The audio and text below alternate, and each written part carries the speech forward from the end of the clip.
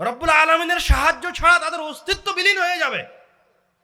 তা এই যে এদিকে খবরদার আপনি কথা বলবেন না স্টেজে, খবরদার কথা বলবেন না। আমি জানি না আপনি কে, কিন্তু কথা বলতে পাবেন না, যে যেই হন। এরপরেও কথা বলছেন কেন? আমি আপনার কাছে মাফ চাচ্ছি, আমি ছোট মানুষ,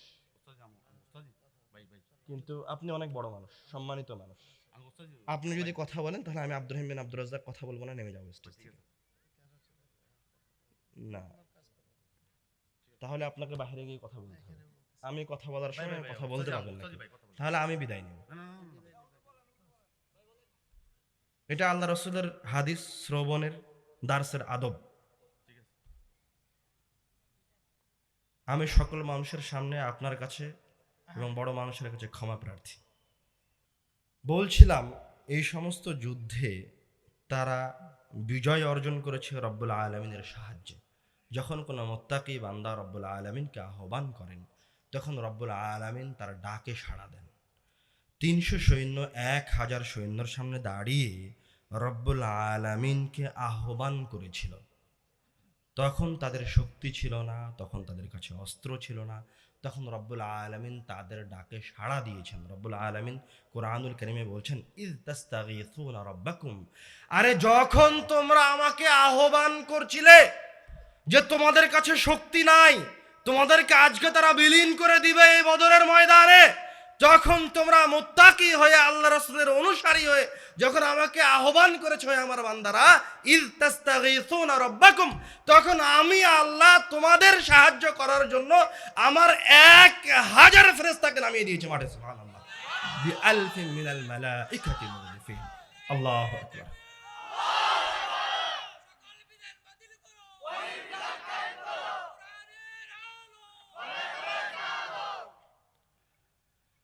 তো এটা মানুষের কল্পনার বাহিরে, কিন্তু মানুষ বস্তুবাদী বুঝতে চায় না।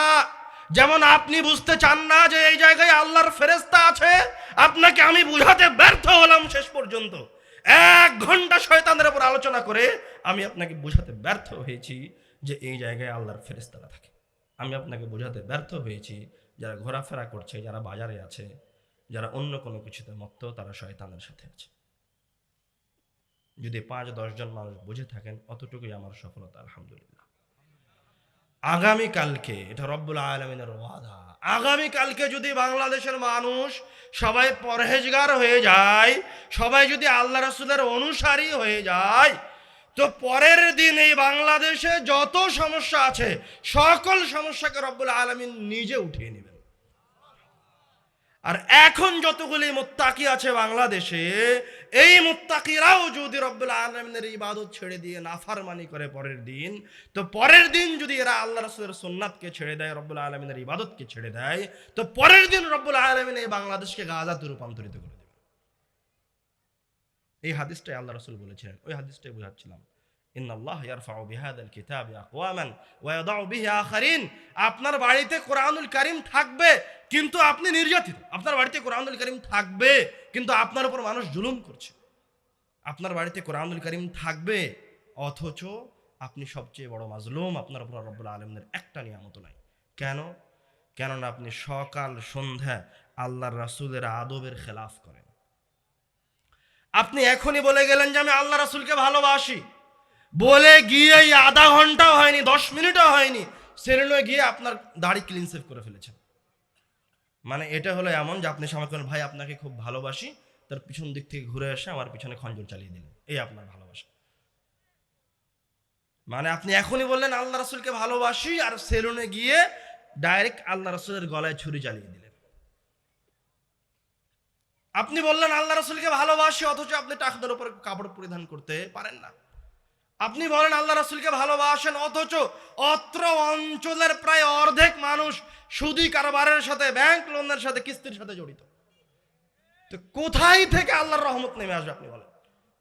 কোন দিক দিয়ে আল্লাহর রহমতটা আপনার ঘরে প্রবেশ করবে? তা আপনি তো রহমতের দরজাকে বন্ধ করে রেখেছেন, সিলগালা করে রেখেছেন।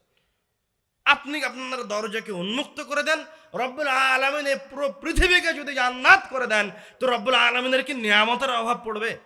নিয়ামতের অভাব পড়বে না। আপনি ফিরে আসেন রব্বুল আলামিনের দিনে।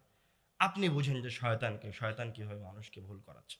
এবং শয়তানের উপর আমরা যে সমস্ত আয়াত বলেছি এবং শয়তান থেকে বাঁচার জন্য যে সমস্ত দোয়াগুলি বললাম, এছাড়াও আরও অসংখ্য দোয়া আছে দোয়া অধ্যায় বই, সেই দোয়াগুলি আপনারা মুখস্থ করে নিন, সদা সর্বদা সচেষ্ট থাকেন শয়তান যেন আপনাদের উপর জয় না হতে পারে।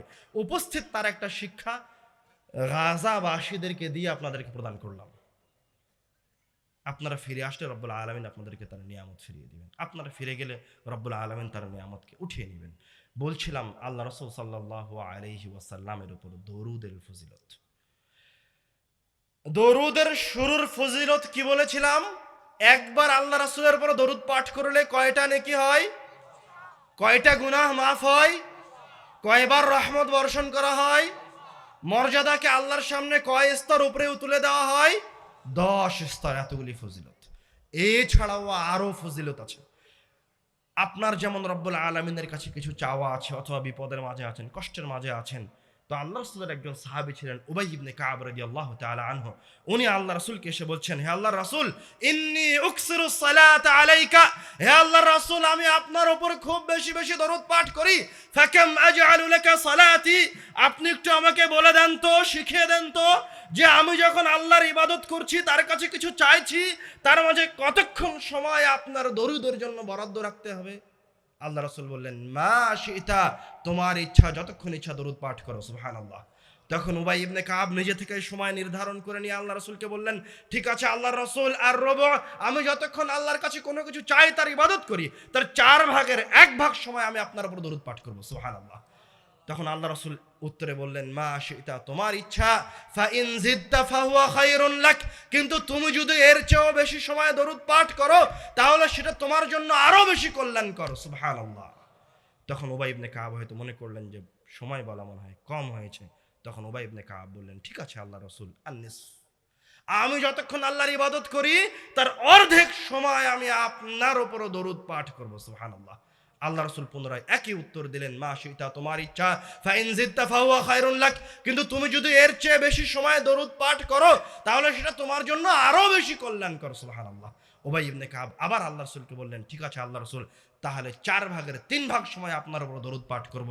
আল্লাহ রাসূল পুনরায় একই উত্তর দিলেন, মা শিতা ফা ইন জিদতা ফাহুয়া খায়রুন লাক, তোমার ইচ্ছা, তবে তুমি যদি এর চেয়ে বেশি সময় দরুদ পাঠ করো, তাহলে এটা তোমার জন্য আরো বেশি কল্যাণকর। এইভাবে উবাই ইবনে কাব রাদিয়াল্লাহু তাআলা আনহু আল্লাহ রাসূলের মাঝে কথা চলছে দরুদকে নিয়ে।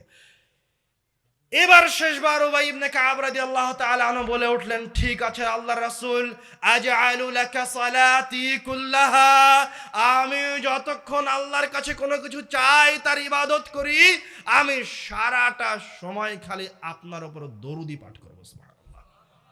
এবার আল্লাহ রাসূলের উত্তর পরিবর্তন হয়ে গেল।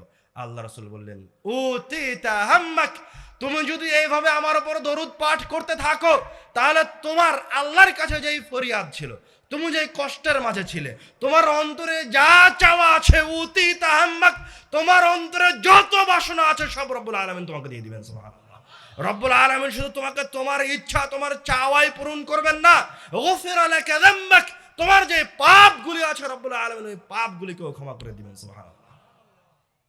দরুদের ফজিলত আমি আপনি কল্পনা করতে পারি না।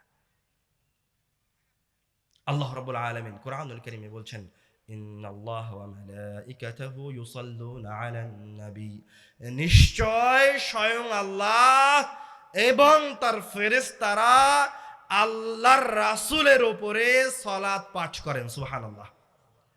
তারপরে রব্বুল আলামিন বলছেন, ইয়া আইয়ুহাল্লাযীনা আমানু সাল্লু আলাইহি ওয়া সাল্লিমু তাসলিমা, হে যারা ঈমান আনয়ন করেছো, আল্লাহর উপর বিশ্বাস স্থাপন করেছো, তুমি বলেছো যে তুমি মুসলমান। কোরআনুল কারীমের আয়াত রব্বুল আলামিন নিজে বলছেন যে যারা নিজেরা নিজেদেরকে ঈমানদার মনে করেছো, তোমরাও এই রাসূলের উপর দরুদ পাঠ করো। সুবহানাল্লাহ, সাল্লাল্লাহু আলাইহি ওয়াসাল্লাম। রব্বুল আলামিন আল্লাহ রাসূলের উপর সালাত পাঠ করেন, মানে আল্লাহ রাব্বুল আলামিন নিজে আল্লাহ রাসূল সাল্লাল্লাহু আলাইহি ওয়াসাল্লামের প্রশংসা করেন। সুবহানাল্লাহ। ফেরেশতারা আল্লাহ রাসূলের উপর দরুদ পাঠ করে, সালাত পাঠ করে, মানে ফেরেশতারা আল্লাহর রাসূলের জন্য ক্ষমা প্রার্থনা করে। সুবহানাল্লাহ। আর আমি আপনি আল্লাহ রাসূলের উপর দরুদ পাঠ করি, তার মানেটা কি? আমি আপনি আল্লাহ রাসূলের উপর দরুদ পাঠ করে মহান রব্বুল আলামিনের ইবাদত করি। সুবহানাল্লাহ। এবং রব্বুল আলামিনের এই রব্বুল আলামিন এই দরুদের এত ফজিলত রেখেছেন, এত উপকারিতা রেখেছেন যা মানুষ কল্পনা করতে পারে না। হাসান পর্যায়ের হাদিসে এসেছে, আল্লাহ রাসূল সাল্লাল্লাহু আলাইহি ওয়াসাল্লাম বলছেন যে তোমরা জুমার দিনে বেশি বেশি আমার ওপর দরুদ পাঠ করো, কেননা তোমাদের দরুদগুলি আমার কাছে জুমার দিনে পৌঁছানো হয়। সুবহানাল্লাহ, পেশ করা হয়। আল্লাহ রাসূল সাল্লাল্লাহু আলাইহি ওয়াসাল্লাম বলছেন তোমরা যে যত বেশি দরুদ পাঠ করবা কিয়ামতের দিন সে তত বেশি আমার কিয়ামতের দিন সে আমার তত বেশি নিকটে অবস্থান করবে। সুবহানাল্লাহ, এই দরুদ পাঠ করে। দরুদের মাঝে সর্বশ্রেষ্ঠ দরুদ কোনটি? দরুদ ইব্রাহিম। যেহেতু শয়তানের কথা বলছিলাম, এই দরুদে আবার একটু শয়তান কিভাবে এই দরুদে ঢুকেছে সেটা একটু আপনাকে দেখাতে চাচ্ছি। দরুদে ইব্রাহিম এটা কি বলেন দেখি? আল্লাহুম্মা সাল্লি আলা মুহাম্মদ, এটা হচ্ছে দরুদে ইব্রাহিমী। আল্লাহ রাসূল বলেছেন, সাহাবায়ে কেরামগণ বলেছেন। তো এত যার ফজিলত, যেই দরুদের এত অসীম অকল্পনীয় ফজিলত, তো শয়তান কি এই দরুদটাকে সবাইকে পড়তে দিবে? আপনার কি মনে হয় পড়তে দিবে? দিবে না। তো এক শ্রেণীর মানুষের উপর শয়তান সফল হয়েছে, ওরা দরুদই পড়তে পারে না। আর এক শ্রেণীর মানুষ আছে আল্লাহর রাসূলকে ভালোবাসে, ভালোবাসার দাবি করে, তো তারা তো দরুদ পড়বে। তো তাদের জন্য শয়তানের একটা পদক্ষেপ আছে, সেটা হচ্ছে তারা দরুদে ইব্রাহিমীকে বিকৃত করে দিয়েছে। নাউযুবিল্লাহি মিন যালিক। মানে শয়তান তো জানে আপনি তার ইবাদত করবেন, যেহেতু আপনাকে ইবাদত থেকে বিরত রাখা সম্ভব নয়, সেহেতু ইবাদতটাকে সে সর্বাত্মক চেষ্টা করবে ভুল করে দেওয়ার, অমনোযোগী করার, বিকৃত করার। তো দরুদে কিভাবে বিকৃতি নিয়ে আসলো? এই যে এই ছেলে, মনোযোগ দিয়ে আমার চোখ রেখে কথা শোনো, অন্যদিকে যাচ্ছ কেন? কিভাবে বিকৃতি নিয়ে আসলো? আল্লাহুম্মা সাল্লি আলা মুহাম্মদ, সাল্লি আলা মুহাম্মদ ছিল, নিয়ে আসা হলো সাল্লি আলা সাইয়্যিদিনা মাওলানা মুহাম্মদ। সাইয়্যিদিনা এবং মাওলানা শব্দ দুটো খারাপ নয়, কোনো আপত্তি নাই শব্দ দুটোর সাথে। সাইয়্যিদিনা শব্দ হচ্ছে আমাদের সর্দার, সুন্দর শব্দ, চমৎকার শব্দ। আল্লাহ রাসূল শুধু আমাদের সর্দার নয়, পুরো জাহানের নবী রাসূলদের সর্দার। মাওলানা মানে আমাদের উকিল, অভিভাবক। আল্লাহ রাসূল আমাদের সকলের অভিভাবক, এমন অভিভাবক যিনি আমাদের জন্য কিয়ামতের মাঠে শাফাআত করবেন। তো শব্দ দুইটিতে আমাদের কোনো তেমন সমস্যা নাই, শব্দ দুইটি খুবই ভালো, চমৎকার, শুনতেই ভালো লাগে, মন ঠান্ডা হয়ে যায়। কিন্তু শব্দ দুইটি আল্লাহ রাসূল এই দরুদ ইব্রাহিমের মাঝে বলে যাননি। তো যারা বলছেন তারা কেন বলছেন? এই জন্য বলছেন যে এই দুটা শব্দ বললে আরো ভালো লাগে। সরাসরি মুহাম্মদ আল্লাহুম্মা সাল্লি আলা মুহাম্মদ না বলে আল্লাহুম্মা সাল্লি আলা সাইয়্যিদিনা মাওলানা মুহাম্মদ, তার নামের শুরুতে দুটা সিফাত লাগিয়ে দিলাম, তাহলে শুনতে কি আরো মজা লাগছে না? ভালো লাগছে না? আরবি ভাষার ওই সাহিত্যটা আর একটু উচ্চমানের করার জন্য, আল্লাহর রাসূলের প্রতি ভালোবাসা দেখানোর জন্য তারা এই দুটা শব্দ আরো বেশি লাগিয়ে দিল, অতিরিক্ত করলো। তো এই জায়গায় আপনি তো বুঝতে পারবেন না, সাধারণ মানুষ, যে লাগিয়ে দিলে সমস্যাটা কি? কোনো তো সমস্যা নাই, ভালো জিনিস তো। তো আপনার সামনে আমার প্রশ্ন হচ্ছে, এই একটা কথা মনে রাখিয়েন, এটা সবচেয়ে জরুরি ইবাদতের জন্য। এই কথাটা মনে রাখতে পারলে বেদাত থেকে বের হয়ে আসতে পারবেন, এই কথাটা মনে রাখতে পারলে ভুল থেকে বের হয়ে আসতে পারবেন। সেটা কি? কিয়ামত পর্যন্ত যত বড় আল্লামাতুদ দাহার আসুক, যত বড় আরবি সাহিত্যিক আসুক, আমি মেনে নিলাম তোমার যে হুজুর তোমাকে সাইয়্যিদিনা মাওলানা শিখিয়ে দিয়েছে সে আমার চেয়ে ভালো আরবি জানে, আমি স্বীকার করে নিয়েছি। আমি স্বীকার করে নিয়েছি যে সে বাহরুল উলুম, তার মতো পণ্ডিত এই পৃথিবীতে নাই, এটা আমি স্বীকার করে নিয়েছি। কিন্তু মুসলমানের বাচ্চা হিসেবে, আহলুল হাদিসের বাচ্চা হিসেবে কিয়ামত পর্যন্ত আমি আহলে হাদিস কোনোদিন এটা স্বীকার করব না যে তুমি আল্লাহর রাসূলের চেয়ে আর তার সাহাবীর চেয়ে আরবি ভাষা বেশি ভালো বুঝো, বেশি ভালো জানো। যদি ওই দরুদে সাইয়্যিদিনা মাওলানার সরিষা সম পরিমাণ জরুরত থাকতো, সরিষা সম পরিমাণ কেন, চুল সম পরিমাণ যদি এটার প্রয়োজন থাকতো, তো সবার আগে আল্লাহর রাসূল এবং তার সাহাবায়ে কেরামগণ বলতেন। তো তুমি মিথ্যুক, তুমি আমাদেরকে ভুল করানোর জন্য এসেছো, এরকম মহান দরুদকে বিকৃত করার জন্য এসেছো। এই জন্য এই দরুদের মাঝে তুমি দুটো শব্দ বাড়িয়ে দিয়েছ। আমরা এটাও মেনে নিতে প্রস্তুত যে তোমার হুজুর বড় আল্লাহর ওলি, এত বড় তাসবিহ আমার কাছে নাই, আমি সারাদিন সুবহানাল্লাহ সুবহানাল্লাহ পড়তে পারি না, আমার কাজ আছে। আমি মেনে নিলাম তোমার হুজুর শুধু আল্লামত দাহার নয়, সবচেয়ে বড় পরহেজগার বান্দা, সারা দিন খালি কবরের পাশের মসজিদটাতে বসে থাকে, অন্য কোনো কাজই করে না, সারাদিন খালি আল্লাহর ইবাদত করে। তুমি ওই হুজুরের কাছ থেকে এটা শিখে এসেছো, এটা আমি মেনে নিলাম। কিন্তু তোমার হুজুর যত বড়ই বান্দা হোক না কেন, যত বড়ই রব্বুল আলামিনের ইবাদত গুজার হোক না কেন, তোমার হুজুর আমার রাসূলের চেয়ে বড় ইবাদত গুজার নয়, কিয়ামত পর্যন্ত কোনোদিন হতে পারবে না। যদি নিকটতম বান্দা দেখা হয় তো আমার রাসূল আর সাহাবায়ে কেরামগণ, তারপরে রব্বুল আলামিনের সবচেয়ে নিকটতম বান্দা। যদি আরবি সাহিত্যের ভাষা দেখা হয়, সৌন্দর্যতার প্রয়োজন হয়, তাহলে সবচেয়ে ভালো আরবি বোঝেন, ভালো আরবি সাহিত্য জানেন আল্লাহর রাসূল এবং তার সাহাবায়ে কেরামগণ। তারপরে তো আরবি সাহিত্য নাই আর। এখন তো আরবি সাহিত্য বোঝার জন্য আমাদেরকে আলাদাভাবে কিতাব পড়ে আরবি সাহিত্য বোঝা লাগে। আর যদি বাক্যের মর্যাদার দিকে আসেন, যে বাক্যটা কোথায় থেকে বের হয়েছে, তো এই দরুদটা কোথায় থেকে বের হয়েছে, এই মাসনুন ইবাদতগুলি, এই দোয়াগুলি কোথায় থেকে বের হয়েছে, বের হওয়ার জায়গার মর্যাদায় যদি ফিরে আসেন, তো কোনো মানুষ, পৃথিবীর কোনো মানুষ আল্লাহর রাসূলের আশেপাশে নাই। আল্লাহ রাব্বুল আলামিন বলছেন, ওয়ামা ইয়ানতিকু আনিল হাওয়া ইন হুয়া ইল্লা ওয়াহয়ুন ইউহা। মুহাম্মদ সাল্লাল্লাহু আলাইহি ওয়াসাল্লাম নিজে থেকে, নিজের প্রবৃত্তি থেকে, নিজের মনের চাহিদা থেকে কোনো কিছু বলেন না। এই জিহবা দিয়ে, মুহাম্মদ সাল্লাল্লাহু আলাইহি ওয়াসাল্লামের জিহবা দিয়ে যা বের হয় সেটা কি? ওহী রব্বুল আলামিনের পক্ষ থেকে আসে। আর যত বড় হুজুরি হোক না কেন, যত বড় আল্লামাতুদ দাহার হোক না কেন, ওর মুখ দিয়ে যে বাক্যটা বের হচ্ছে, যে জিহবা দিয়ে বের হচ্ছে, ওই জিহবা দিয়ে প্রবৃত্তির কথা বের হতে পারে, ওই জিহবা দিয়ে রব্বুল আলামিনের ওহী বের হয় না অন্তত। তো যেটা আল্লাহর রাসূলের কথা, একটা হচ্ছে আল্লাহর রাসূলের কথা, আর একটা হচ্ছে আরেকজন মানুষের বানানো কথা। তো আপনি কোন কথাটা দিয়ে রব্বুল আলামিনের কাছে গেলে আপনার কথাটা রব্বুল আলামিনের কাছে বেশি প্রিয় হবে? আল্লাহর রাসূলের, নিঃসন্দেহে। তাহলে আপনি আল্লাহর রাসূলের কথাটা বাদ দিয়ে নিজের কথায় গেলেন কেন? শয়তান জানে যে আপনি ইবাদত থেকে বিমুখ হবেন না, ইবাদত করবেন। তো শয়তানও বলছে তুই ইবাদত কর, কোনো সমস্যা নাই, কিন্তু ইবাদতটা ভুল পদ্ধতিতে হোক। আমাদের জুমার মসজিদগুলিতে বক্তব্য আরবিতে হবে, হোক আরবিতেই হোক, তাতে কোনো সমস্যা নাই। মেনে নিলাম যে তুমি আরবিতেই বক্তব্য দাও। তো আরবিতে বক্তব্য দেওয়ার জন্য কি আল্লাহ রাসূলের হাদিসের অভাব পড়ে গেছে? কোরআনুল কারীমের আয়াতের অভাব পড়ে গেছে যে টানা 40 মিনিট হাদিস বলা যাবে না, টানা 40 মিনিট কোরআনুল কারীমের আয়াত পড়া যাবে না? তুমি আলাদাভাবে ওই জায়গায় আরেকজনের কথা ঢুকালা কেন?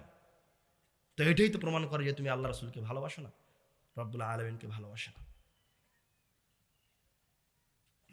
এই জন্য দোয়া করার জন্য যে বাক্যটা বলে দোয়া করছেন, সেটা অবশ্যই চেষ্টা করবেন যে বাক্য বলে দোয়া করছেন সেটা যেন আল্লাহ রাসূলের বাক্য হয়। আপনি নিজের কথা দিয়েও দোয়া করতে পারেন, সমস্যা নাই। আর যদি দোয়াটা ইবাদত হয়, যেমন দরুদ ইব্রাহিমি, তাহলে ওই জায়গায় কোনো বিকৃতি নিয়ে আসা মহা অন্যায়। আর ওই ইবাদতটা যদি আল্লাহ রাসূলের সুন্নাত হয় বা কোনো ফরজ ইবাদত হয়, তাহলে ওই জায়গায় বিকৃতি নিয়ে আসা মহা অন্যায়। আপনি দলিল পাওয়ার আগ পর্যন্ত ওই ইবাদতই করিয়েন না। ওই ইবাদতটা যদি সুন্নাত ইবাদত হয়, নফল ইবাদত হয়, তো আপনি ওই ইবাদতই করতে যান না, যত বড় ফজিলত থাক না কেন। আগে ওই ইবাদতের জন্য দলিল বের করে নিয়ে আসেন। কেন? কেননা ওই ইবাদতের যদি দলিল না থাকে, ওই নফল আমলের যদি দলিল না থাকে, ওই একসাথে হাত তুলে দোয়া করার যদি সঠিক দলিল না থাকে, ওই মিলাদ করার যদি সঠিক দলিল না থাকে, তাহলে ওই মিলাদ কিয়ামতের দিনে আপনার ধ্বংসের কারণ হবে। কিন্তু ওই সুন্নাত যদি আপনি জীবনে একবারও পালন না করেন, তো রব্বুল আলামিন আপনাকে পাকড়াও করবে না। কথা কি বুঝতে পারলেন না বুঝতে পারেননি? কথা বোঝা যাচ্ছে? এই বাক্যটা আবার আর একবার শুনেন, যে আমলই করতে যান না কেন আগে তার প্রমাণ নিয়ে আসেন। ফরজ বাদে যে আমলই হোক, প্রমাণ যদি পাওয়া যায় তাহলে ওটা করেন। যতক্ষণ পাওয়া যায়নি ওই কাজের প্রমাণ, ততক্ষণ পর্যন্ত ওই কাজে যাওয়ার কোনো প্রয়োজন নাই। কেন? ওই ইবাদতটা, ওই সুন্নাতটা, ওই নফলটা যদি ভুল হয়ে থাকে, তাহলে ওই ইবাদতটা কি হয়ে দেখা দিবে কিয়ামতের দিন? ক্ষতির কারণ হয়ে দেখা দিবে। ওই ইবাদতটা কি হয়ে দেখা দিবে কিয়ামতের দিন? ক্ষতির কারণ হয়ে দেখা দিবে, বিপদের কারণ হয়ে দেখা দিবে, জাহান্নামে যাওয়ার কারণ হয়ে দেখা দিবে। কিন্তু ওই সুন্নাতটার উপর যদি আপনি আমল না করতে পারেন, তো আল্লাহ কি ওটার জন্য আপনাকে ধরবে কিয়ামতের দিন? ধরবে না। এই জন্য যেটা করতে যাচ্ছেন ওটা বিবেচনা করে করেন।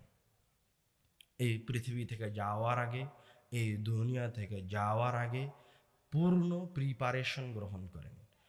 আপনি অপরহেজগার, কাফের, বেঈমান অবস্থায় মৃত্যুবরণ করিয়েন না, অন্যথায় আপনার মৃত্যু হবে ভয়ঙ্কর, ভয়ানক।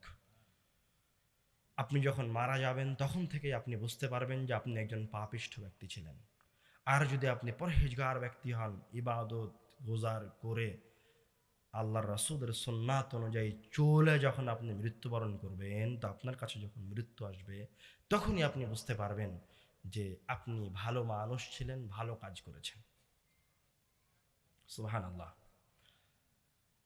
একটা লম্বা হাদিস, বারা বিন আযিব রাদিয়াল্লাহু তাআলা আনহু বলছেন, খারাজনা মা রাসূলিল্লাহি সাল্লাল্লাহু আলাইহি ওয়াসাল্লাম, বলেন সাল্লাল্লাহু আলাইহি ওয়াসাল্লাম, খারাজনা মা রাসূলিল্লাহি সাল্লাল্লাহু আলাইহি ওয়াসাল্লাম ফি জানাজাতি রাজুলিন মিনাল আনসার, আমরা আল্লাহর রাসূলের সাথে একজন আনসার ব্যক্তির জানাজার উদ্দেশ্যে বের হলাম। হাত্তা ইনতাহাইনা ইলাল কবরি ওয়া লাম্মা ইউলহাদ, তো জানাজার উদ্দেশ্যে বের হয়ে কবরের বা কবরস্থানে পৌঁছেছি, বা কবরের পাশ দিয়ে তারা যাচ্ছিলেন, এখন ওই আনসার সাহাবীর জন্য কবর খনন সম্পূর্ণ হয়নি। জালাস রাসূলুল্লাহ সাল্লাল্লাহু আলাইহি ওয়াসাল্লাম, আল্লাহ রাসূল ওই জায়গায় কবরস্থানে বসে গেলেন। ফাজালাসনা হাওলা, আমরাও আল্লাহ রাসূলের আশেপাশে বসে গেলাম। কাআন্না আলা রুউসিনা তায়র, আমরা এতটা নিস্তব্ধ হয়ে আল্লাহ রাসূলের আশেপাশে বসে গেলাম যেন আমাদের মাথার ওপর পাখি বসে আছে। কাআন্না আলা রুউসিনা তায়র, আমরা এমন জড়বস্তু পাথরের মতো হয়ে বসে আছি যে পাখি আমাদেরকে পাথর মনে করে আমাদের মাথার উপর বসে থাকবে। ওয়াফি ইয়াদিহি উদুন ইয়ানকুতু বিহিল আরদ, আল্লাহর রাসূলের হাতে একটা খড়ি আছে, উনিও মনে হচ্ছে, ওনার ভাব দেখে মনে হচ্ছে উনিও খুব টেনশনে, গুরুত্বপূর্ণ কোনো কিছু ঘটতে যাচ্ছে, তার হাতে একটা খড়ি আছে, ওই খড়িটা দিয়ে তিনি মাটি খোঁড়াচ্ছেন। ওয়াফি ইয়াদিহি উদুন ইয়ানকুতু বিহিল আরদ, সবাই নিস্তব্ধ, কবরস্থানে বসে আছে আল্লাহ রাসূল সহ সবাই। হাত্তা রাফা রাসা, এক পর্যায়ে গিয়ে আল্লাহ রাসূল তার মাথাটা উপরে উঠালেন, উঠিয়েই বলতে লাগলেন, ইস্তাঈযু বিল্লাহি মিন আযাবিল কবর, তোমরা আল্লাহর কাছে কবরের আযাব থেকে পরিত্রাণ চাও। ইস্তাঈযু বিল্লাহি মিন আযাবিল কবর, তোমরা আল্লাহর কাছে কবরের আযাব থেকে পরিত্রাণ চাও। ইস্তাঈযু বিল্লাহি মিন আযাবিল কবর, তোমরা আল্লাহর কাছে কবরের আযাব থেকে পরিত্রাণ চাও। এইভাবে আল্লাহ রাসূল 2-3 বার একই বাক্য বললেন, মাথাটা উঠিয়ে। আল্লাহ রাব্বুল আলামিন আমাদেরকে কবরের আযাব থেকে পরিত্রাণ দান করুন, আল্লাহুম্মা আমিন। তারপরে এবার আল্লাহ রাসূল ঘটনার দিকে যাচ্ছেন, মূল কথার দিকে যাচ্ছেন, বললেন, ইন্নাল আবদাল মুমিন, নিশ্চয় মুমিন বান্দা, ইযা কানা ফি ইনকিতাইম মিনাদ দুনিয়া ওয়া ইকবালিন মিনাল আখিরাহ, যখন কোন মুমিন বান্দার পৃথিবী থেকে চলে যাওয়ার সময় হয়, তার মৃত্যু ঘনিয়ে আসে, নাযালাত ইলাইহি মালাইকাতুম মিনাস সামা, তখন তার কাছে রব্বুল আলামিনের পক্ষ থেকে ফেরেশতারা নেমে আসে। সুবহানাল্লাহ।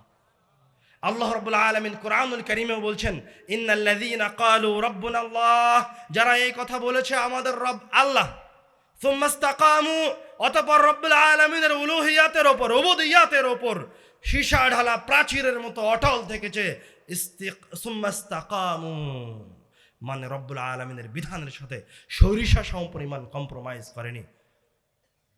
তাতানাজ্জালু আলাইহিমুল মালাইকা, এই রকম বান্দাদের উপরে রব্বুল আলামিনের পক্ষ থেকে ওই বান্দার মৃত্যুর সময় ফেরেশতারা নেমে আসে। সুবহানাল্লাহ। ফেরেশতারা নেমে এসে কি করে? ফেরেশতারা নেমে এসে ওই বান্দাটাকে বলে, আল্লাহ তাখাফু, তুমি ভয় পেও না, ওয়ালা তাহজানু, তুমি চিন্তিত হয়েও না, তুমি কষ্টও পেও না। এই দুনিয়া থেকে চলে যাচ্ছ, কি হতে যাচ্ছে এটাতে তুমি কষ্টও পেও না, চিন্তিত হয়েও না। আল্লাহ তাখাফু ওয়ালা তাহজানু, কেন? ওয়াবশিরু বিল জান্নাতিল্লাতী কুনতুম তুআদুন, বরং তুমি যে এক সংগ্রামী জীবন পার করেছো দুনিয়াতে, তুমি যে রব্বুল আলামিনের আনুগত্য করেছো, তার দ্বীনে সরিষা সমপরিমাণ কম্প্রোমাইজ করনি। ওয়াবশিরু বিল জান্নাতিল্লাতী কুনতুম তুআদুন, তোমার কাজের জন্য রব্বুল আলামিনের পক্ষ থেকে তোমার জন্য যে জান্নাতের ওয়াদা করা ছিল, যেই জান্নাতের ওয়াদা তুমি আল্লাহর রাসূলের হাদিসে শুনেছো, যেই জান্নাতের ওয়াদা তুমি কুরআনুল কারীমের আয়াতে পেয়েছো, তুমি এই মৃত্যুর সময় এখন আমাদের কাছে ওই জান্নাতের সুসংবাদ গ্রহণ করো। সুবহানাল্লাহ। আল্লাহ রাসূল সাল্লাল্লাহু আলাইহি ওয়াসাল্লাম এবার ওই ফেরেশতাদের চেহারার কথাই আসলেন। বিদুল উজুহ, ফেরেশতাদের চেহারাগুলি হবে ধবধবে সাদা ফর্সা। কাআন্না উজুহাহুমুশ শামস, যেন তাদের চেহারাগুলি সূর্যের মতো জ্বলজ্বল করছে। মাহুম কাফানুম মিন আকফানিল জান্নাহ, তাদের সাথে আছে জান্নাত থেকে নিয়ে আসা কাফন।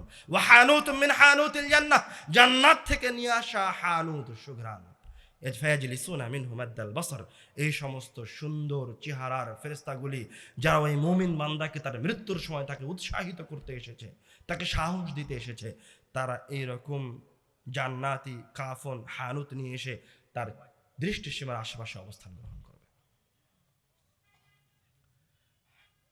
তো এই জায়গার মূল কথা, হাদিসটা অনেক লম্বা, বড় হাদিস, হাদিসের মুত্তাকিদের আলোচনা পর্যন্ত থাকবো, সামনে আর আগাবো না।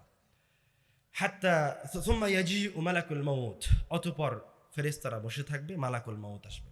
মালাকুল মাউত আসে ওই পরহেজগার বান্দার মাথার পাশে বসে বলবে, ইয়া আইয়াতুহান নাফসুত তাইয়্যিবাহ, হে সুন্দর আত্মা, উখরুজি ইলা মাগফিরাতিন মিনাল্লাহি ওয়া রিদওয়ান, হে পরহেজগার সুন্দর আত্মা, তুমি রব্বুল আলামিনের সন্তুষ্টির দিকে, রব্বুল আলামিনের ক্ষমার দিকে বের হয়ে আসো। সুবহানাল্লাহ। ফাতাখরুজু তাসিলু কামা তাসিলুল মাউ মিন ফিসতিকা, তখন ওই মুমিন বান্দার ভিতর থেকে রূহটা বের হয়ে আসবে যেইভাবে একটা মশক কুচিয়ে ধরলে এক ফোঁটা পানি গড়িয়ে পড়ে। সুবহানাল্লাহ।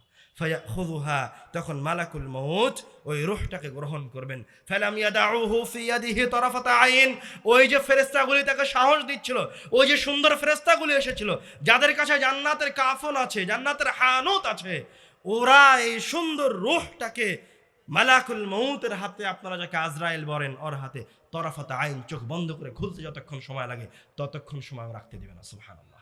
দ্রুত তার কাছ থেকে নিয়ে জান্নাত থেকে নিয়ে আসা ওই হানুতের মাঝে রাখবে।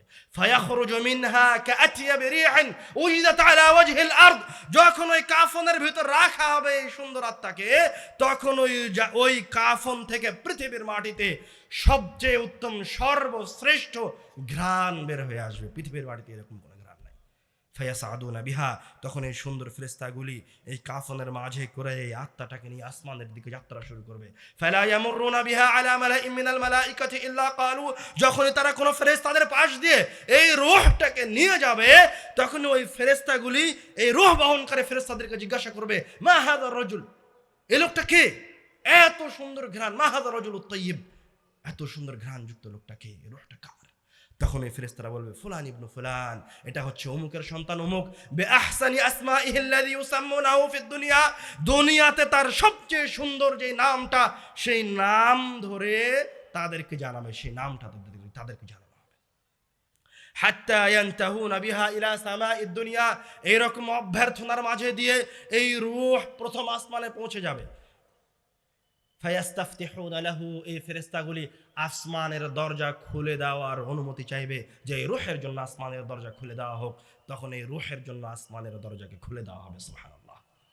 ওয়া ইউশাইয়ুহু মিন কুল্লি সামাইন মুকাররিবুহা, শুধু আসমানের দরজাকে খুলে দেওয়া হবে না, আল্লাহর রাসূল বলছেন যে ওই আসমানে যত ফেরেশতারা আছে, ওই আসমানের ফেরেশতারা এই সুন্দর রূহটাকে অভ্যর্থনা জানাবে এবং অভ্যর্থনার সহিত পরের আসমান পর্যন্ত পৌঁছে দেবে। সুবহানাল্লাহ।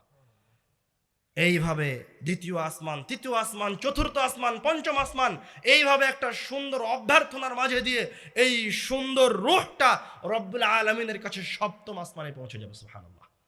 ফায়াকুলুল্লাহু আযজা ওয়া জাল, এবার রব্বুল আলামিনের পালা। রব্বুল আলামিন বলবেন, উকতুবু কিতাবা আবদি ফিল ইল্লিয়িন, আমার এই বান্দাকে জান্নাতীদের রেজিস্টার খাতার সবার উপরের নামটা লিখে দাও সুবহানাল্লাহ।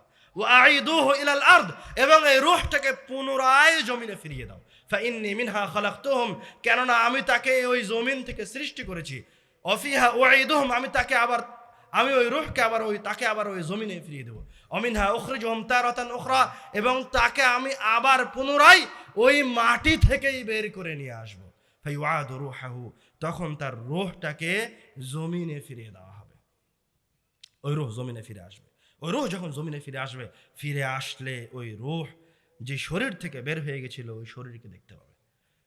তার সঙ্গী সাথীরা খাটিয়ার ওপর করে অথবা জানাজার সালাতের জন্য ওই শরীরটাকে নিয়ে যাচ্ছে, সেটা সে দেখতে পাবে। আল্লাহ রাসূল বলছেন, এই সুন্দর রূহ বলবে, কদ্দিমুনি কদ্দিমুনি, তোমরা আমাকে দ্রুত কবরের দিকে নিয়ে যাও। সুবহানাল্লাহ। তারপরে তাকে কবরে নিয়ে গিয়ে রাখা হবে। তার কাছে যখন কবরে রাখা হবে তখন কবরের ফিতনা শুরু হবে। দুইজন ফেরেশতা আসবে, আসওয়াদানি আজরাকান, যাদের গায়ের বর্ণ হবে কালো এবং চোখগুলি হবে নীল, ভয়ঙ্কর। ফায়ুজলিসানিহি, তাকে উঠিয়ে বসাবে। বসিয়ে তাকে জিজ্ঞাসা করবে, মান রব্বুক, তোমার রবকে? তখন এই পরহেজগার বান্দা বলবে, রব্বি আল্লাহ। তাকে জিজ্ঞাসা করবে, মা দীনুক, তোমার দিন কি? তখন এই পরহেজগার বান্দা বলবে, দীনি আল ইসলাম। তখন তাকে আবার তৃতীয় জিজ্ঞাসা করবে, মা হাযা রাজুলুল্লাযী বুইসা ফীকুম, এই লোকটাকে, এই পরহেজগার বান্দাকে যাকে তোমাদের কাছে পাঠানো হয়েছিল। ওই পরহেজগার বান্দা আল্লাহ রাসূলকে দেখে চিনে ফেলবে, সুবহানাল্লাহ। বলবে, হুয়া রাসূলুল্লাহ, এটাই আল্লাহ রাসূল। তো ও সঠিক উত্তর দিল। তারপরেও চতুর্থ জিজ্ঞাসা করা হবে, মা ইউদরিকা, তুমি যে কথাগুলি বললে তার দলিল কি, তুমি কোথায় পেয়েছো? তখন এই পরহেজগার বান্দা বলবে, ক্বরা'তু কিতাবাল্লাহি ফাআমানতু বি, আমি আল্লাহর কিতাব পড়ে ঈমান আনয়ন করেছি। মানে দলিল লাগবে। সঠিক উত্তর দিলেও তার দলিল প্রয়োজন আছে। যখন এই চারটা প্রশ্ন শেষ হয়ে যাবে, ফায়ুনাদি মুনাদিম মিনাস সামা, তখন আসমান থেকে একজন আহ্বানকারী বলে উঠবে, আন সাদাকা আবদি, আমার এই বান্দা সত্য বলেছে, সুবহানাল্লাহ। ফাআফরিশুহু মিনাল জান্নাহ, তার জন্য জান্নাতের বিছানা বিছিয়ে দাও। ওয়ালবিসুহু মিনাল জান্নাহ, তাকে জান্নাতের পোশাক পরিয়ে দাও। ওয়াফতাহু লাহু বাবান ইলাল জান্নাহ, তার কবরের দিকে জান্নাতের দরজাগুলিকে খুলে দাও। সুবহানাল্লাহ। ওয়ায়ুনাওয়ারু লাহু কবরাহ, তার কবরকে আলোকিত করে দেওয়া হবে। ওয়াইফসাহু লাহু কবরাহু মাদ্দা বাসারিহ, দৃষ্টিসীমা যতদূর যায় ততদূর পর্যন্ত তার কবরকে প্রশস্ত করে দেওয়া হবে। ফায়াতিহি মিন রিহিহা ওয়া তিবিহা, জান্নাত থেকে ওই কবরে জান্নাতের সুঘ্রাণ, জান্নাতের বাতাস প্রবেশ করতে থাকবে। সুবহানাল্লাহ, সুবহানাল্লাহ। ফায়াতিহি রাজুলুন, এইরকম একটা সুন্দর পরিবেশের মাঝে একটা লোক চলে আসবে কবরের ভিতরে। হাসানুল ওয়াজহ তয়্যিবুর রিহ, দেখতে খুব সুন্দর, শরীর থেকে খুব সুন্দর সুঘ্রাণ বের হচ্ছে। এসে বলবে, আবশির বিল্লাযী ইয়াসুররুক, তুমি যে খুব খুশিতে আছো এই বিষয়ে তোমার জন্য আরো সুসংবাদ রয়েছে। তখন এই পরহেজগার ব্যক্তি ওকে বলবে, ওয়াজহুকাল ওয়াজহু লা ইয়াতি ইল্লা বিল খাইর মান আনতা, আরে তুমি কি, তোমার মতো সুন্দর চেহারার ব্যক্তি নিশ্চয় কোনো কল্যাণ সুসংবাদ ছাড়া অন্য কোনো খবর বহন করতে পারে না, তুমি কে? তখন ওই লোক বলে উঠবে, আনা আমালুকা সালেহ, আমি হচ্ছি তোমার দুনিয়ার সৎ আমল। সুবহানাল্লাহ। এবার পরহেজগার বান্দা এতক্ষণ পর্যন্ত সে আমল পেয়েছিল না, এখন এসে আমল পেল। যখন সে তার আমলকে তার দুই চোখের সামনে দেখতে পাচ্ছে, তখন সে খুশিতে এবার রব্বুল আলামিনকে বলবে, রব্বি আকিমিস সাআহ, হে আল্লাহ, কিয়ামতের দিবস অনুষ্ঠিত করে দেওয়া হোক, এখনই বিচার হোক। সুবহানাল্লাহ। মানে ও তো ওর আমল পেয়ে গেছে। আরজিউ ইলা আহলি, ওই পরহেজগার ব্যক্তিরও তার পরিবারের কথা মনে থাকবে, আমি আমার পরিবারের কাছে ফিরে যেতে চাই। ফাউখবিরহুম, তাদেরকে আমার এই ঘটনা একটু শোনাতে চাই, তাদেরকে আমি একটু বলতে চাই। তখন ফেরেশতারা বলবে, না, নাম কানাউমাতিল আরুস, তুমি এখন একটু নববধূর মতো করে ঘুমিয়ে নাও, তুমি এখন একটু ঘুমাও। আল্লাযী লা ইউকিযুহু আহাব্বা আহলি ইল্লা আহাব্বা আহলিহি ইলাইহি, তুমি নববধূর মতো একটু ঘুমাও, ওই নববধূর মতো যখন বাসর রাত্রে গেট বন্ধ করে দিয়ে নববধূ ঘুমিয়ে যায়, তারপরে সকাল হয়ে যাওয়া পর্যন্ত কেউ আর তাকে ডিস্টার্ব করে না। যখন সকাল হয়ে যায় তখন ওই পরিবারের আহাব্বা আহলিহি ইলাইহি, তার সবচেয়ে নিকটতম ব্যক্তি ওই গেটে এসে ডাক দিয়ে বলে যে, সকাল হয়েছে, সকাল হয়েছে, ঘুম থেকে উঠো। তেমনি রব্বুল আলামিনের পক্ষ থেকে এই পরহেজগার ব্যক্তি ঘুমিয়ে যাবে কবরে। কিয়ামতের দিবস যখন অনুষ্ঠিত হবে তখন তাকে এইভাবে কবর থেকে পুনরুত্থিত করা হবে। সুবহানাল্লাহ।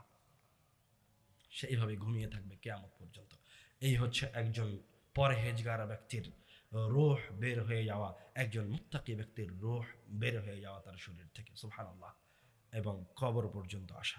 এইভাবে কাফের পাপী ব্যক্তির কথা আল্লাহ রাসূল সাল্লাল্লাহু আলাইহি ওয়াসাল্লাম ওই কবর স্থানে বসে বর্ণনা করলেন। হাদিস কিন্তু শেষ হয়নি, হাদিসের অর্ধেক বললাম, অর্ধেক বাকি থাকলো। ইনশাআল্লাহ আবারও কোনো সময় কথা হবে, অথবা অন্য কোনো বক্তব্যের মাঝে খুঁজে পেতে পারেন। জরুরি কথা, আমার আলোচনার ভিতরে সবচেয়ে গুরুত্বপূর্ণ একটা পয়েন্ট কি ছিল বলতে পারবেন? শয়তান থেকে বেঁচে থাকা। খবরদার শয়তানের ফাঁদে পা দিয়েন না। আলোচনার সার কথা, শয়তান আমার পিছনে লেগে আছে, আপনার পিছনে লেগে আছে। যখনই আপনি ভালো কাজের দিকে বের হবেন, শয়তান আপনার পিছনে লেগে থাকবে। শয়তান কোনো কাফের, মুশরিক, হিন্দু, খ্রিস্টানের পিছনে লাগে না, আপনার মতো ভালো বান্দাকে টার্গেট করে বসে থাকে। আল্লাহ রাসূল সাল্লাল্লাহু আলাইহি ওয়াসাল্লামের উপর দরুদ পাঠের এক অসীম ফজিলত আছে। আল্লাহ রাসূল সাল্লাল্লাহু আলাইহি ওয়াসাল্লামের উপর দরুদ পাঠ করার চেষ্টা করেন শয়তান থেকে বাঁচার জন্য এবং জীবনকে ইবাদতে পরিবর্তন করার জন্য, জীবনটাকে ইবাদতে পরিণত করে নেওয়ার জন্য। ওই যে রব্বুল আলামিন কুরআনুল কারীমে নির্দেশ প্রদান করলেন যে তোমার জীবনের প্রত্যেকটা কাজে ইবাদত, ওইরকম ইবাদত করে নেওয়ার জন্য জরুরি ভিত্তিতে আপনার দৈনন্দিন দোয়া মুখস্থ থাকতে হবে। সেই দোয়ার জন্য অবশ্যই আপনাকে কোনো দোয়া অধ্যায় বই ফিরে যেতে হবে। বাংলাদেশের মাটিতে সহিহ হাদিসের আলোকে লেখা সর্বশ্রেষ্ঠ একটা দোয়ার বই হচ্ছে আইনে রাসূল দোয়া অধ্যায়। নামটা একবার বলা হয়েছে, আবার বললাম, যার কাছে নাই অবশ্যই যদি পান, আব্দুল্লাহ ভাইয়ের গাড়ির ড্রাইভার আসে, আব্বুর গাড়ির ড্রাইভার আসে, তো ড্রাইভারের কাছ থেকে নিয়ে যাবেন। আর যদি না পান তো অনলাইনে অর্ডার করবেন। আর একটা কথা, ওই যে আপনার কবরের মাঝেও আল্লাহ রাসূলের চেহারাকে আপনার সামনে পেশ করা হবে। তো আপনি কি আল্লাহ রাসূলের চেহারা সম্পর্কে অবগত? আপনি আল্লাহ রাসূলের চেহারা জানেন? ওই যে আমি গাজার কথা বললাম, ওকে দেখে মনে হয় না, আপনি দেখে উপস্থিত বলতে পারবেন না যে ও আল্লাহ রাসূলের একজন অনুসারী, ও আল্লাহ রাসূলকে ভালোবাসে, যতক্ষণ না মুখ দিয়ে বলছে। কেন দেখে বলতে পারবেন না? ওর মুখে নাই দাড়ি, কাপড় টাকানোর নিচে চুলের এক সাইড আপনার ওই যে আপনার খেলোয়াড়দের মতন করে কাটা। তাকে দেখে কোনো বোঝার উপায় নাই যে সে আল্লাহ রাসূলের অনুসারী। তো কেন সে আর একজনকে আদর্শ হিসেবে গ্রহণ করছে? ও জানে না। আমাদের যুবকেরা, এই দেশের যুবকেরা, ভাইয়েরা, বোনেরা কেন আর একজনকে আদর্শ হিসেবে গ্রহণ করেছে? ও জানে না যে আল্লাহ রাসূল সাল্লাল্লাহু আলাইহি সাল্লাম দেখতে কেমন। আমাদের দেশের যারা ভ্রান্ত, ওরা আল্লাহ রাসূলকে নিয়ে বাড়াবাড়ি করে, আর আমরা আহলুল হাদিসরা যখন ওই বাড়াবাড়ি থেকে বের হয়ে আসতে চেয়েছি, তখন একটু বেশি পিছনে পড়ে গেছি। মানে এতবার আল্লাহ রাসূলের নাম আসলো, তো আপনি সাল্লাল্লাহু আলাইহি সাল্লাম বলতে পারছেন না, এটা ব্যর্থতা নাই? আপনি আহলে হাদিস, অথচ আপনি আল্লাহ রাসূলের চেহারা সম্পর্কে অবগত নন, তো এটা কি ব্যর্থতা নাই? জীবনে কি এর চেয়ে কোনো বড় ব্যর্থতা থাকতে পারে? আমার কথা শোনার জন্য এত দূর থেকে ছুটে আসলেন, আমাকে দেখার জন্য, আব্বুকে দেখার জন্য, আব্দুল্লাহ বিন আব্দুর রাজ্জাককে দেখার জন্য এত দূর থেকে ছুটে আসলেন, তো আপনার আল্লাহ রাসূলকে আপনার দেখতে ইচ্ছা করে না? আল্লাহ রাসূল সাল্লাল্লাহু আলাইহি ওয়াসাল্লাম তো হাদিসে বলছেন যে আমার পরে কিছু মানুষ আসবে, তারা আমাকে দেখার জন্য এত বেকুল থাকবে যে তার সব সম্পদ বিক্রি করে দিয়ে হলো সে আমাকে দেখতে চাইবে। সহিহ মুসলিমের হাদিস। সুবহানাল্লাহ। তো সেই ভালোবাসা কোথায়? আল্লাহর অশেষ রহমত, আমি রব্বুল আলামিনের কাছে প্রশংসা জ্ঞাপন করি যে একজন আহলুল হাদিস হিসেবে রব্বুল আলামিন আমার কলম যেটা দিয়ে ধরার তৌফিক দান করেছেন, সেটা হচ্ছে আল্লাহ রাসূল সাল্লাল্লাহু আলাইহি ওয়াসাল্লাম দেখতে কেমন ছিলেন। আল্লাহ রাসূল সাল্লাল্লাহু আলাইহি ওয়াসাল্লাম দেখতে যেমন ছিলেন, আমি আল্লাহ রাসূলের চুল থেকে না শুরু করে পায়ের আঙ্গুল পর্যন্ত বিস্তারিত বর্ণনা করেছি, সংক্ষিপ্ত আকারে। কোনো কথা দুইবার রিপিট করা নাই, কোনো হাদিস দুইবার রিপিট করা নাই। একদম ছোট বই, যেন মানুষ সহজে বুঝে আল্লাহর রাসূলের চেহারাটাকে নিজের মাথায় রাখতে পারে, নিজের সন্তানটাকে বলতে পারে, ওর মা যেন ছেলেটাকে বলতে পারে যে আল্লাহ রাসূলের চুলটা এরকম ছিল না, এরকম ছিল, তুমি এরকম চুল রাখো। আর আল্লাহ রাসূল এইভাবে হাঁটতো, তুমি এইভাবে হাঁটো। তুমি যেন নিজে একটু রব্বুল আলামিনের কাছে দাবি করতে পারো, হে আল্লাহ, আমি দেখতে তোমার রাসূলের মতো। তো এই বই সংগ্রহ করার চেষ্টা করবেন। আল্লাহ রাসূল সাল্লাল্লাহু আলাইহি ওয়াসাল্লাম দেখতে যেমন ছিলেন, যেখান থেকে হোক সংগ্রহ করবেন। যদি গাড়িতে না থাকে তো আপনি অর্ডার করবেন, অনলাইনে অর্ডার করা যায়, কিন্তু অবশ্যই এই বই আপনার বাড়িতে থাকা চাই। রব্বুল আলামিন